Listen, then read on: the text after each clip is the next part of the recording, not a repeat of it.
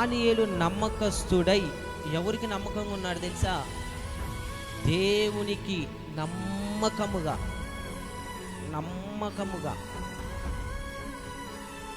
అందుకు దానియేలు దేవుడు వర్ధిల్లింపచేసి ఒక ప్రత్యేకంగా ఉన్నాడు. దానియేలు దేశం ప్రజల మధ్యలో చూడండి, ఒక 20 మంది ఉన్నాం అనుకో, ఒకడు ప్రత్యేకంగా కూర్చుంటే చాలామంది ఎగతాళి చేస్తుంటారు.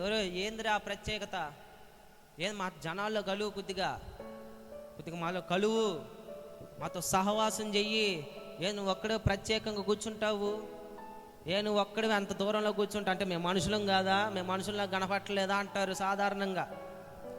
కానీ ఈ దానియేలు ఆ ప్రజలందరూ దానియేలు మీద నింద మోపాలని, మచ్చ చూపించాలని సత్త ప్రయత్నాలు చేసిన దేవుని యందు నమ్మిక ఉంచాడు గనుక ఏ తప్పైనను ఏ నేరమైనను అతని మీద కనుబడ